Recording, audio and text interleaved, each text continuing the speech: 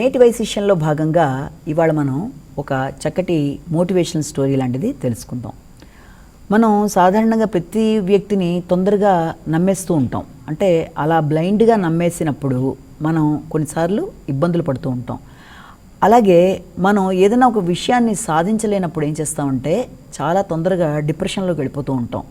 అంతేగాని దాంట్లోంచి బయటికి రావడానికి మార్గాలను అన్వేషించడం అనేది ఆ సమయాన్ని మనకి తట్టదు. కాబట్టి మనం ఇప్పుడు చెప్పుకోబోతున్న ఈ యొక్క మోటివేషనల్ స్టోరీలో అలాంటి సమస్యలు ఏమన్నా ఉంటే వాటిని ఏమన్నా అధిగమించే మార్గాలు ఉంటాయా అన్నది తెలుసుకోవడానికి ఇప్పుడు ఒక చక్కటి మోటివేషనల్ స్టోరీని మనం తెలుసుకుందాం. ఒకానొక ప్రదేశంలో ఒక వేటగాడు ప్రతిరోజు కూడా వేటాడి తన కుటుంబాన్ని తన్ని పోషించుకుంటూ తన జీవన మార్గాన్ని అవలంబిస్తూ ఉంటాడు ఒక ప్రదేశంలో, ఒక కొండ ప్రాంతంలో. అయితే ఒకసారి ఏమవుతుందంటే అతను ఎప్పట్లాగే రోజులాగే పెడతాడు. ఎలాగైనా సరే తను చక్కగా ఏదైనా వేటాడాలి, వేట నుంచి వచ్చింది తీసుకెళ్ళి దాన్ని అమ్మడం వల్ల లేకపోతే ఏదైనా చేయడం వల్ల తను తన కుటుంబానికి కూడా ఆ రోజున కావలసిన ఈ యొక్క ఆహారం లాంటిది లభ్యమవుతుంది. ఇలా చేద్దామని చెప్పి అతను ప్రణాళిక వేసుకొని రోజులాగే పెడతాడు. పాపం ఆ రోజు అతను ఎంత ట్రై చేసినా కూడా వేటగాడికి ఎక్కడా కూడా ఏమీ దొరకదు. దాంతో బాధపడతాడనమాట.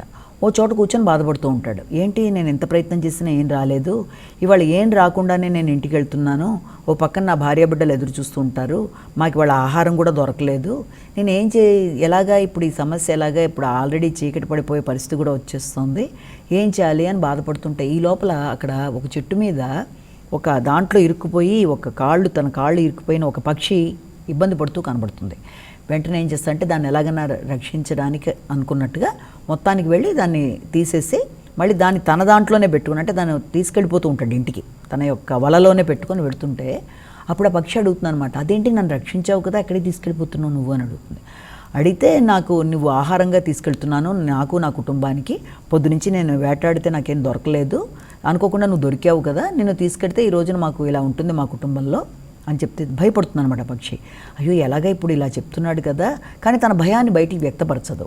అయితే ఎలాగ దీన్ని అధిగమించాలని చెప్పనుకొని, సరేలే నువ్వు తీసుకెడుతున్నావు కదా, నీకు 2 జీవిత పాఠాలు చెప్పాలనుకుంటున్నాను నేను, వింటావా అని అడుగుతుంది. అప్పుడు అతను అనుకుంటాడు అనమాట, ముందే చెప్తాడు, ఇదిగో నువ్వు నిన్ను వదిలేయమని మాత్రం అడక్కు నువ్వు అని ముందరే చెప్పాడు కదా, సరే అడుగుతుంది కదా, నేనేమి దానికి పెట్టను, అదే నాకు 2 జీవిత పాఠాలు నేర్పిస్తా అంటుంది కదా పాపం ఈ పక్షి అనుకొని, సరే చెప్పు వింటానంటాడు. ఏం చెప్తుందంటే మొదటి పాఠం ఏం చెప్తుందంటే, నీకు ఎప్పుడు కూడా ఏది కూడా ఎవరన్నా ఏదైనా చెప్తే నువ్వు దాన్ని వెంటనే గుడ్డిగా నమ్మకు, దానికి ఎవిడెన్స్ లేకుండా, లేకపోతే నువ్వు పూర్తిగా దాని గురించి పూర్వపరాలు తెలియకుండా ఎవరిని ఏదైనా చెప్పంగానే నువ్వు వెంటనే నమ్మేయడం అనేది చెయ్యకూడదు, మొదటి లెసన్ ఇదే అని చెప్తుంది. సరే అంటాడు.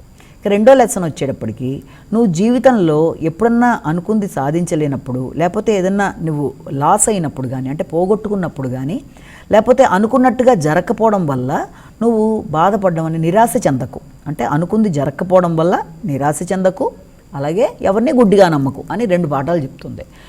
సరే అంటాడు. అనేసి మళ్ళీ తన మానాంతాన్ని పెడుతూ ఉంటాడు.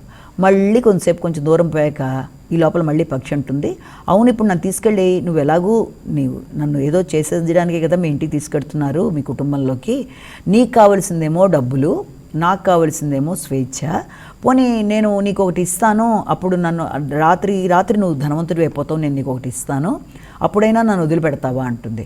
ఏంటి చెప్పు అని అడుగుతాడు వెంటనే ఆతృతగా. అడిగితే ఏం లేదు, నేను ఒకానొకప్పుడు ఒక ప్రదేశంలో నేను పయనిస్తున్నప్పుడు అనుకోకుండా నాకు ఒక వజ్రం లాంటిది దొరికింది, దాన్ని నాకు ఉపయోగపడదని తెలిసినా కూడా నేను నా గూటిలో దాచాను ఆ చెట్టు మీద, అది నీకు గనకిస్తే నువ్వు రాత్రి లక్షాధికారిలా అయిపోతావు, నువ్వు నన్ను వదిలేస్తావు కాబట్టి నేను కూడా ఆనందంగా ఉండడం జరుగుతుంది కదా, నీ యొక్క విధానం తీరుతుంది, నాది తీరుతుంది అనేప్పటికీ అతను వెంటనే అయితే ఎక్కడుంది అది అని అడిగితే, నువ్వు నన్ను వదిలేస్తే కదా నేను తెచ్చి నీకు ఇచ్చేదంటే వెంటనే దాన్ని బందీఖానాల నుంచి వదిలేస్తాడు. అది వెంటనే ఎగురుకుంటూ వెళ్ళిపోయి పెద్ద చెట్టు చాలా పై భాగానికి వెళ్ళి అక్కడ ఆగిపోతుంది, అక్కడ ఉండిపోయి ఇప్పుడే కదా నీకు నేను చెప్పాను జీవితంలో 2 లెసన్స్ అని, దాంట్లో ఏం చెప్పాను, నువ్వు ఎవరు చెప్పింది గుడ్డిగా నమ్మొద్దని, అయినా నువ్వు నన్ను నమ్మేసి వదిలేసావు, నేను నీ దగ్గర నుంచి తప్పించుకోవడానికే నేను ఇలా చేశాను, నా దగ్గర ఏ రకమైన డైమండ్ లేదు, నీ దగ్గర నుంచి తప్పించుకోవడానికి ఇలా చెప్పానంటే అయ్యో అనుకుని తర్వాత నిరాశగా అయిపోతాడు. మరి ఇప్పుడే కదా నేను 2వ లెసన్ కూడా నీకు చెప్పాను, ఏం చెప్పాను నీకు, దేని గురించి నువ్వు నిరాశ చెందకు, ఏది జరిగినా కూడా లాస్ అనుకుని బాధపడకు, నిరాశ చెందకు, మామూలుగా నీ జీవితాన్ని సాగించు అని నేను నీకు చెప్పాను కదా, మళ్ళీ ఎందుకు నిరాశ చెందుతున్నావు అంటే వెంటనే వాడికి కొంచెం కళ్ళు తెరుచుకొని మొత్తానికి తన జ్ఞానోదయం అయ్యి అతను సరేలే అని చెప్పి సరే నేను నమ్మి వదిలిపెట్టాను, ఇప్పుడు నేను నిరాశ చెంది ప్రయోజనమే ఉంది, నేను వెళ్ళి మళ్ళీ ఇంకోటి ప్రయత్నం చేసుకోవాలని చెప్పి ముందుకెడతాడు. ఈ కథల ప్రకారం మనం చూస్తే ఇందులో నీతి ప్రకారం చూసినా లేకపోతే నిత్య జీవితంలో మనం చూసినా చాలా మనం అవతల వ్యక్తిని చాలా తొందరగా గుడ్డిగా నమ్ముతూ ఉన్నది ఒకటి. ఆ గుడ్డిగా నమ్మడం ఎవరైతే ఎక్కువ నమ్ముతారో వాళ్ళు తొందరగా చీటింగ్ అంటే వాళ్ళు మోసానికి కూడా గురవుతారు. అంటే ఒక వ్యక్తిని మనం ఎంతగా నమ్ముతామో అంత తొందరగా మోసానికి కూడా గురయ్యే అవకాశాలు ఉన్నాయి. కాబట్టి తొందరపడి వ్యక్తుల్ని నమ్మేటప్పుడు ఆ విషయంలో వీలైనంత జాగ్రత్తలు తీసుకుంటూ నమ్మడం అనేది ప్రధానంగా తెలుసుకోవాలి. దానివల్ల ఏమవుతుందంటే తర్వాత మోసానికి గురయ్యి బాధపడి జీవితంలో ఇబ్బందులు పడకుండా. ఇక రెండో లెసన్ బట్టి మనం ఏం తెలుసుకుంటున్నాము, రెండో లెసన్లో వాళ్ళు మనకి చెప్పింది ఏంటంటే అతి ప్రధానంగా దాంట్లో వాడు నీకు ఏది జరిగినా నిరాశ అంటే ఏ లాస్ వచ్చినా లేకపోతే అనుకుంది ఏది జరగకపోయినా నిరాశకి లోనవ్వకు. కరెక్టే, ఏదన్నా మనకి ఏదైనా అనుకున్నట్టుగా మనం అనుకున్న వేలో వెళ్ళలేకపోయినా ఏదైనా అనుకున్నట్టు సక్సెస్ సాధించలేకపోయినా వెంటనే నిరాశ నిస్పృహలకి లోనైపోవడం కాదు జీవితం. అంటే దాంట్లోంచి కొత్త స్టెప్ తీసుకోవాలంటే దాంట్లోంచి కొత్త పాఠాన్ని నేర్చుకోవాలి. ప్రతి ఫెయిల్యూర్ నుంచి ఒక విషయాన్ని నేర్చుకొని అంతకంటే బెటర్గా మనం ఫోకస్ చేసుకుంటూ ముందుకు వెళ్ళినట్లయితే మళ్ళీ ఆ తప్పనే జరగదు. జీవితంలో అనుకున్న విషయాల్లో మనం సక్సెస్ఫుల్గా ముందుకు వెళ్ళడానికి ఈ యొక్క ఫెయిల్యూర్ అనేది ఉపయోగపడుతుంది. కాబట్టి దేనికి నిరాశ పడిపోతూ అక్కడితో ఆపేయకుండా ప్రయత్నాలు మళ్ళీ ఇంకో విధంగా చక్కగా ఇంకే రకంగా చేస్తే మనం అనుకున్న వాటిలో విజయం సాధిస్తాం అనుకుంటూ ముందుకు వెళ్ళాలి.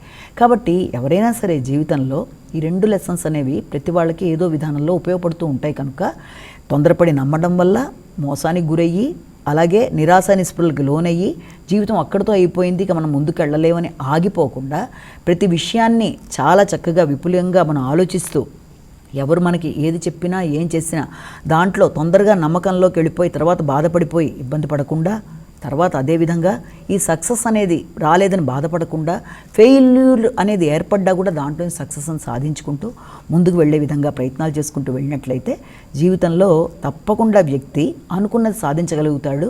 అన్ని విధాలుగా కూడా అతనికి బెటర్ ఫ్యూచర్ అనేది ఉంటుంది. కాబట్టి ఈ రెండు కూడా ఎప్పుడు ప్రతి వాళ్ళు గుర్తుంచుకోవాల్సిన సూత్రాలుగా మనం ఇక్కడ తెలుసుకోవాలి.